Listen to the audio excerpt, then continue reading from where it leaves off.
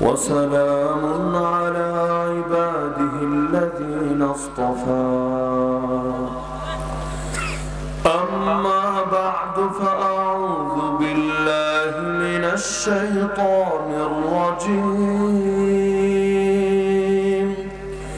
بسم الله الرحمن الرحيم إن الذين قالوا ربنا الله ثم استقاموا تتنزل عليهم الملائكة ألا تخافوا ولا تحزنوا وأبشروا بالجنة التي كنتم توعدون نحن أولياؤكم في الحياة الدنيا وفي الآخرة ولكم فيها ما تشتهي أنفسكم ولكم فيها ما تدعون نزلا من غفور رحيم. وقال النبي صلى الله تعالى عليه وسلم إنما الدنيا حلوة خضرة وإن الله مستخلفكم فيها فينظر كيف تعملون ألا فاتقوا الدنيا واتقوا النساء فإن أول فتنة بني إسرائيل كانت في النساء. وقال صلى الله عليه وسلم ما لي وللدنيا ما أنا في الدنيا إلا كراكب استظل تحت شجرة ثم راح وتركها.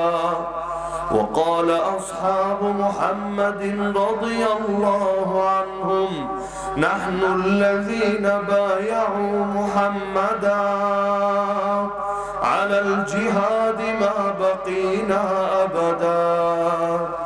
آمنت بالله صدق الله العلي العظيم وبلغنا رسوله النبي الكريم.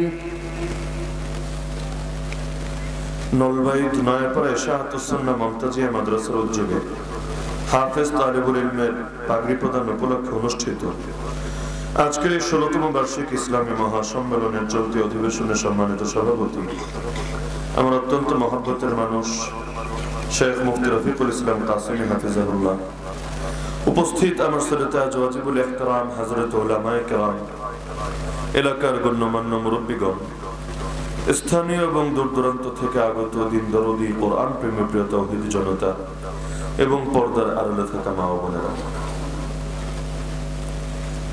কিয়ামত যত ঘনিয়ে আসবে দুইটা ব্যাধি মানুষের মধ্যে তত বেশি পরিমাণে ঢুকতে থাকবে।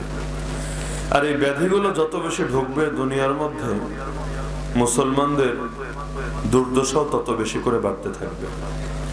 আল্লাহ রাসূল সাল্লাল্লাহু আলাইহি ওয়াসাল্লাম বলেছেন যখন এই ব্যাধিগুলো ঢুকবে দুশমনদের দিল থেকেও আমাদের উপরে ভয় উঠে যাবে, তখন সংখ্যায় অনেক বেশি হলেও আমাদের অবস্থা হবে বন্যার পানিতে ভেসে যাওয়া খড়কুটোর মতো। কাফের মুশরিকদের মোকাবেলা করা তো দূরের কথা, তাদের সামনে কোমর সোজা করে দাঁড়ানোর মতো অবস্থায় আমাদের থাকবে না। সংখ্যায় তো হবে অনেক বেশি, কিন্তু ইজ্জতের জিন্দেগি আর থাকবে না। জিল্লতি করতে করতেই জীবন যাবে। এমনকি যারা জমিনের সর্বশ্রেষ্ঠ সন্তান তারাও অনেক ক্ষেত্রে জিল্লতির সর্বোচ্চ সূত্র নিজের উপর বহন করে নেবে। কি সেই দুই ব্যাধি? রাসূলুল্লাহ সাল্লাল্লাহু আলাইহি ওয়াসাল্লামের ভাষায় একটা ব্যাধির নাম হলো হুব্বুদ দুনিয়া, দুনিয়ার প্রেম, দুনিয়ার মোহ, দুনিয়ার আসক্তি। আর দ্বিতীয় ব্যাধির নাম রাসূলের ভাষায় ওয়া কারাহিয়াতুল মাউত, মরতে ভালো লাগে না, মরতে পছন্দ হয় না, আল্লাহর পথে আল্লাহর দেওয়া জানটাই উৎসর্গ করবে, এটার প্রতি ভেতরে কোনো আগ্রহ বোধ কাজ করবে না। তো একদিকে যখন দুনিয়ার প্রেমও ঢুকবে, আরেকদিকে আল্লাহর পথে জান দিতেও ভেতরে খারাপ লাগবে, অপছন্দীয় নিয়তা কাজ করবে, তখন দুনিয়ায় মুসলমান যতই বাড়ুক না কেন এদের দ্বারা ইসলামের ইজ্জত বাড়বে না, ইসলামের বিজয় বাড়বে না, বরং গোটা দুনিয়া জুড়ে মুসলমানদের দুর্দশায় শুধু বাড়বে। এখন তো দুনিয়া এমন ঢোকা ঢুকেছে, সাধারণ মানুষ তো দূরের কথা, অসাধারণ মানুষরা পর্যন্ত অতি স্বল্প বিনিময়ের দ্বারাই নিজের ঈমানকে বিক্রি করে দিচ্ছে। আল্লাহ রাসূল সাল্লাল্লাহু আলাইহি ওয়াসাল্লাম এতকাল আগেই বলে গিয়েছিলেন, বাদিরু বিল আমালি ফিতানান কাকিতাইল লাইলিল মুজলিম ইউসবিহু আর-রাজুলু ফিহা মুমিনা ওয়া ইউমসি কাফিরা ওয়া ইউমসি মুমিনা ওয়া ইউসবিহু কাফিরা ইয়াবিউ আর-রাজুলু দীনাহু বিআরাযিম মিনাদ দুনিয়া। অন্ধকার রাতের মতো ফিতনা আসার আগেই জলদি তোমরা আমল করে নাও, এমন একটা সময় আসতে যাচ্ছে মানুষ যখন সকালে থাকবে মুমিন, বিকালে হবে কাফের, বিকালে থাকবে মুমিন, সকালে হবে কাফের। দুনিয়ার সামান্য সামান্য স্বার্থে নিজের দিনদারি, নিজের ঈমানকে বিক্রি করে দিবে। এই হাদিসটা তো ছোটবেলা থেকেই শুনে আসছি যে দুনিয়ার তুচ্ছ স্বার্থে ঈমানকে বিক্রি করবে। তবে ছোটবেলায় খুব ভালো বুঝতাম না আসলে কিভাবে সম্ভব। আমাকে এসে যদি 1 কোটি টাকার অফার করে যে তুই হিন্দু হয়ে যা, খ্রিস্টান হয়ে যা, বৌদ্ধ হয়ে যা, নাস্তিক হয়ে যা, আরে আমি তো দূরের কথা, গ্রামের একেবারে অশিক্ষিত খেটে খাওয়া মানুষটা পর্যন্ত রাজি হবে না। রাজি তো হবেই না, উল্টে এমন অফার করলে জুতা খুলে জুতা দিয়ে বাইরানো শুরু করে দিবে। শুধু কি তাই নাকি, হিন্দু খ্রিস্টান বৌদ্ধের দাওয়াতি না, কাদিয়ানি যখন তার দাওয়াত নিয়ে আসে, হিজবুত তাওহীদ যখন তার দাওয়াত নিয়ে আসে, আহলে কোরআন যখন তার দাওয়াত নিয়ে আসে, আর একজন খাঁটি মুসলমান যে জানে কাদিয়ানি মুসলমান না, হিজবুত তাওহীদ মুসলমান না, আহলে কোরআন মুসলমান না, স্লোগান যতই ভালো হোক কিন্তু তাদের আদর্শ কাফের মুশরিকদের আদর্শের চাইতে কোনো অংশেই ভালো না, বরঞ্চ আরো বড় ধোঁকাবাজি, আরো বড় প্রতারণা, তখন সাধারণ একজন মানুষও জান দিতে রাজি হবে, ঈমান দিতে তো রাজি হবে না। আল্লাহর পথে আল্লাহর বান্দা জীবন দিতে কেন রাগ করবে? জীবনের মালিক আল্লাহ, মালের মালিক আল্লাহ, তা আল্লাহর জিনিস আল্লাহকে দিতে আমার কেন অন্তরে দ্বিধা কাজ করবে? সেই সাহাবীর ঘটনা কেই বা না জানে। খ্রিস্টান বাদশার কাছে গ্রেফতার হয়েছে, বাদশা তাকে বিভিন্ন ভাবে লোভ দেখাচ্ছে, তোরে এটা দেব সেটা দেব, সেনাপতি বানাবো, এই অঞ্চল তোর নামে লিখে দিব, কিন্তু শর্ত হলো তোকে খ্রিস্টান হতে হবে। সেই সাহাবী বলছে কোনো কিছুর বিনিময়ে আমি দিন ছাড়তে পারবো না। বাদশা যখন দেখলো কোনো লোভে কোনো কাজ হয় না, শুরু করলো নির্যাতন। কিন্তু দেখলো নির্যাতন করেও দমানো যায় না, মারতে মারতে শেষ করে ফেললেও ঈমানের ব্যাপারে কোনো ধরনের কম্প্রোমাইজ করতে রাজি হয় না। শেষে ভাবলো ঠিক আছে, কোনো কিছুতেই যখন কাজ হচ্ছে না তাহলে সর্বোচ্চ পদক্ষেপটাই নিয়ে ফেলি। এবার সর্বোচ্চ পদক্ষেপ নিল, তার লোকদেরকে আদেশ দিল আগুন জ্বালাও, আগুনের উপরে ড্যাগ চড়াও, ড্যাগের মধ্যে তেল ঢালো, সেই তেলকে উত্তপ্ত করো, ফুটিয়ে তোলো। যখন এভাবে তেল টকবক করে ফুটতে লাগলো, এবার সেই সাহাবীকেও আনলো, তার সঙ্গে বন্দী হওয়া আর 2 জনকে এনে হাজির করলো।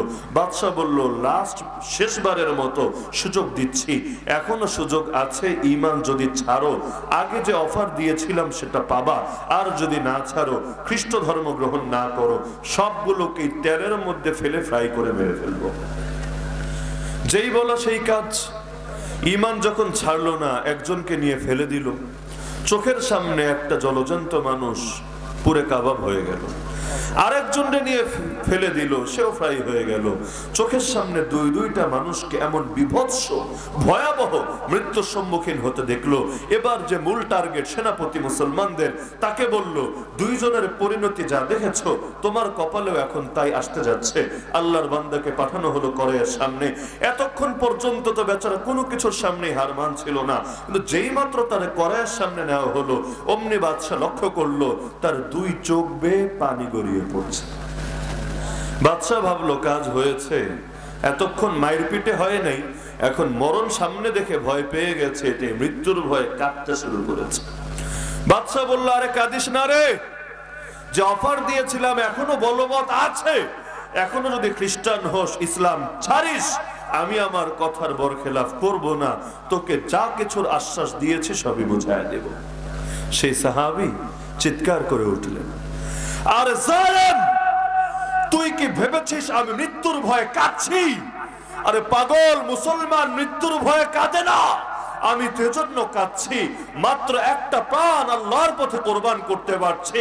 আমার গায়ে যেই কয়টা পশম, এই পরিমাণ প্রাণ যদি আমার থাকতো, আর প্রত্যেকটা প্রাণ আল্লাহর দ্বীনের জন্য উৎসর্গ করতে পারতাম, তাহলে না কিয়ামতের দিন কোনো একটা পুঁজি নিয়ে আল্লাহর সামনে দাঁড়াতে পারতাম। মাত্র একটা প্রাণ আল্লাহর পথে কোরবান করছি। আমার তো ভয় লাগছে, আমার তো দুঃখ হচ্ছে। কিয়ামতের দিন কোন পুঁজি নিয়ে আমি আল্লাহর সামনে দাঁড়াবো? কিভাবে আমি আল্লাহর সামনে আমার জীবনের ব্যাপারে জবাবদিহি করব? তার এই জবাব শুনে বাদশারও দিল গলে গেল। বাদশা বলল, ঠিক আছে, পরে আর মেরো না, এদেরকে মেরে কখনোই দমানো যাবে না, বরঞ্চ এদেরকে মারলে উল্টা লস। আরে যে মৃত্যুর ভয় তোমরা পাও, এই মৃত্যুকেই এরা দেওয়ানার মতো খুঁজে বেড়ায়। সুতরাং এদেরকে মেরে কোনো লাভ নাই, মৃত্যু কোনো পরিসমাপ্তি না, বরং মৃত্যুই এদের অন্তিম কামনা। শাহাদাত হয় মাতলুব ও মাকসুদ মুমিন, না মালে গনিমত না কিশোর কুশাই। বাদশা বলল, ঠিক আছে, ওরে ছেড়ে দাও। আল্লাহর বান্দাকে ছেড়ে দেওয়া হলো। তার অটলতার সামনে বাদশা পর্যন্ত পরাস্ত হতে বাধ্য হলো। তো প্রকৃত মুসলমানের কাছে মৃত্যু ভয়ের ব্যাপার হবে কেন? সে তো জানে মৃত্যু হলো একটা পর্দা, যে পর্দার কারণে আমি আমার আল্লাহর সঙ্গে মিলিত হতে পারছি না। মায়ের কাছে যেতে কারো ভয় লাগে না, মায়ের চাইতে বড় আপন যিনি, তার কাছে যাইতে কেন ভয় লাগবে? যিনি সৃষ্টি করেছেন তিনি যদি আমাকে ডাকেন, আমার অন্তরে কেন এ ব্যাপারে দ্বিধাবোধ কাজ করবে? তো এখন কোন মানুষ এমন আছে তুচ্ছ স্বার্থে নিজের ঈমানকে বিক্রি করবে? কিন্তু এমন একটা জামানায় এসে উপনীত হয়েছে, এখন আর এগুলো বুঝতে কোনো কষ্ট হয় না। এগুলো বুঝতে হুজুরও হওয়া লাগে না, পিএইচডিও করা লাগে না।